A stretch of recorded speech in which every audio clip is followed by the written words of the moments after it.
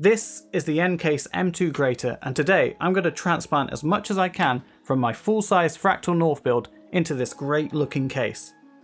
Recently I put out a video reviewing a powerful mini PC that on paper I really liked, but suffered several flaws that I just couldn't overlook. The idea of having a small and powerful computer that takes up minimal space was something I couldn't let go of. After a lot of research and searching, I set my eyes on the M2 Grater case from NCASE, and this is how my first experience with building a small form factor PC went. It all starts with the right motherboard.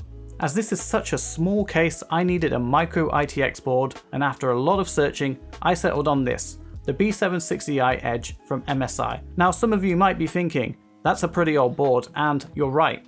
One of the cost-cutting methods I'm implementing in this build is to recycle as much as I can from my Fractal build, which means I'm sticking with my Intel 13700KF CPU.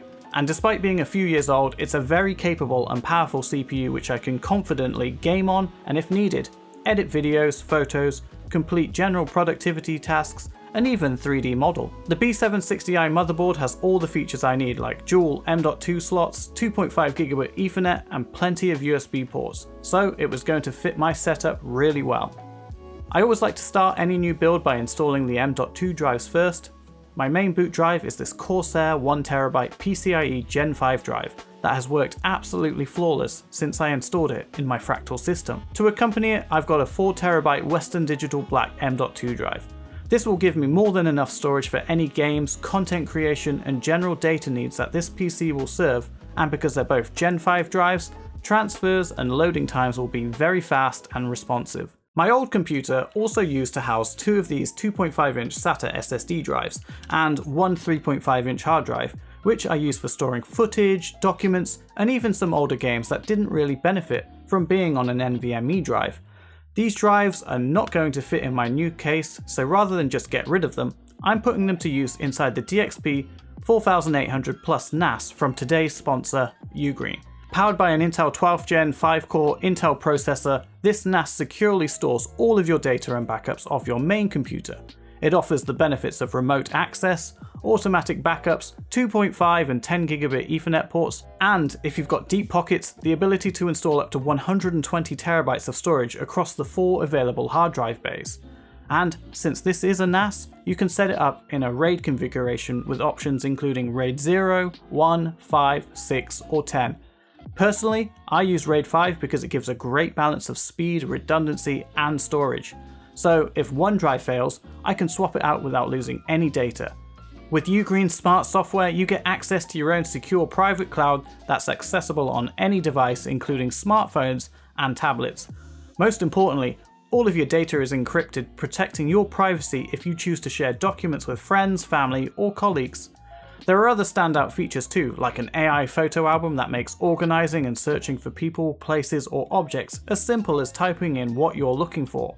And for those of us who need fast speeds, you can back up or transfer files at up to 1GB every 2 seconds using the 10GB Ethernet port, which is perfect for content creators and small teams.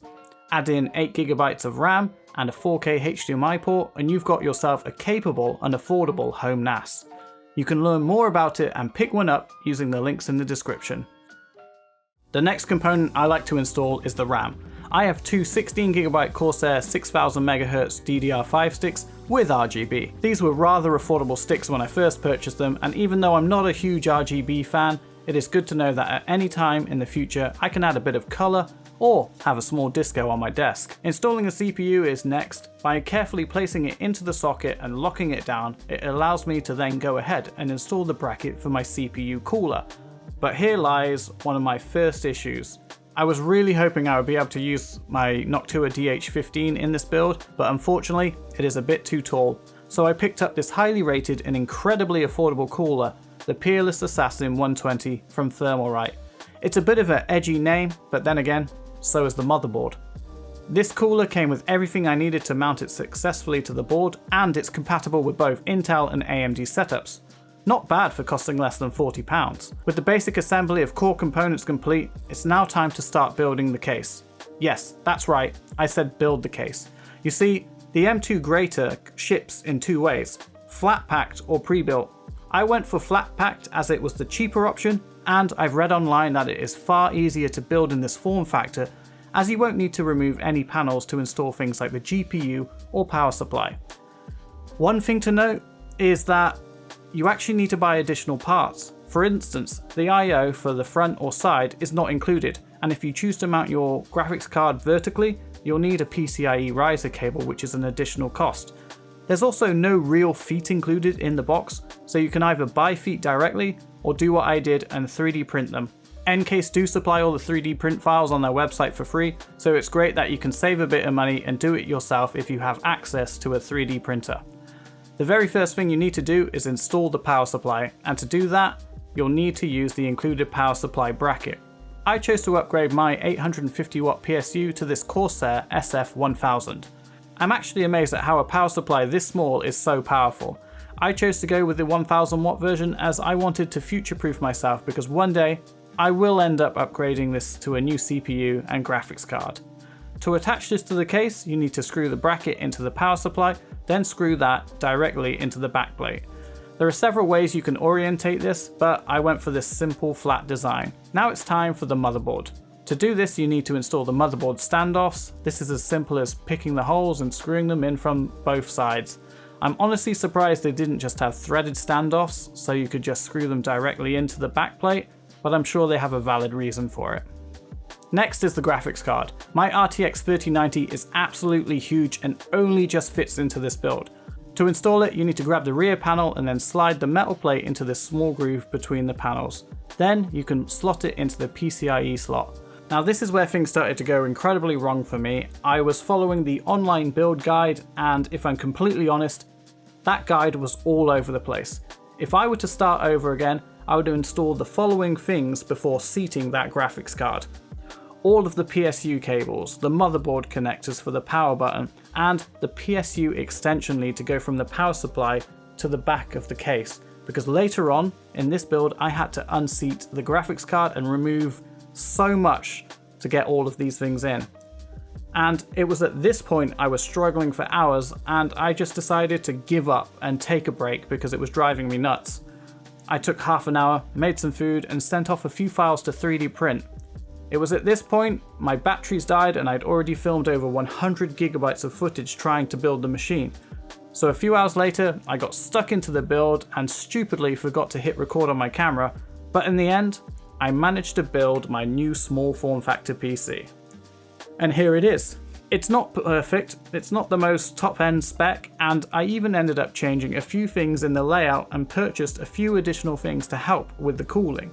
Firstly, I decided to move the motherboard and power supply down a few holes. This shifted the entire build a few centimeters, which gave me enough room to install a Noctua fan on the top to exhaust some of that heat that this PC was generating. I did try to install two fans up here, but the PSU cables and the PSU extension lead got in the way. I also picked up this cheap CPU contact bracket from Thermalright, which helps reduce bending of the CPU from the original CPU frame, and it somehow reduces CPU temperatures by up to 7 degrees. Don't ask me how it works, but it just does, and it's pretty incredible considering how cheap it is. The power supply cables was something I wanted to switch up as well. The cables that came with it were perfectly fine, they did the job, but they were rather long and not as flexible as I would have liked. So after reading a few Reddit threads, I ordered some custom cables from a very highly rated seller on Etsy, and he was able to make me some cables that are perfectly designed for the way I have my system set up. And the extra flexibility in them allow me to tuck the cables out of the way, which helped improve airflow and temperatures. CPU temperatures are averaging at around 43 to 45 degrees when idle, and during gaming I've seen them peak at 88 degrees. Not game-changing numbers, but for such a small PC, I'm impressed.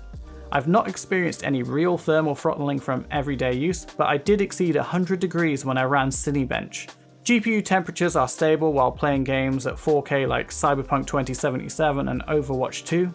I have smooth gameplay with high frame rates, and on average it's running around 70 to 75 degrees. But before I made the changes like the fan, the new feet and the cables, my GPU was hitting around the mid-80s. Noise-wise, I will not lie to you, it's not silent, but it's not loud at all. It's very calm, quiet, and you barely notice it when you're gaming. But if you really listen, you can hear it. It is a lot quieter than my Fractal North build, but that might be due to the fan curve and the fact that I have less fans whirling away in it, and it's definitely quieter than that mini PC I reviewed. After using it for some time now, I think this case is brilliant. Yes, it's not easy to build in, but it looks and feels premium. The size is perfect to sit on the desk, so I no longer have to hide it on a shelf or off to the side. However, I do have a few things that I think NCASE could improve on with this case. Firstly, the power button is located on the back. While it makes the computer look very smart and minimal from a practical standpoint, it's pretty silly, and I think a small recess button either on the front panel or the top would have done wonders for this case. I would have used the optional I/O that I purchased with this case, as it did have a power button on it, but the cables were too short to reach the front of the case for these 3D printed legs that they supply. I do have some extension cables and an external power button from my old desk setup, but I'm going to wait until I upgrade again before installing something to fix this issue, as it's honestly not the end of the world. It's also worth noting that only one of the USB-C ports on that optional I/O is actually connected to the motherboard header. The other has no connection at all, so I'm assuming you're supposed to run an extension cable from the back of your motherboard to this.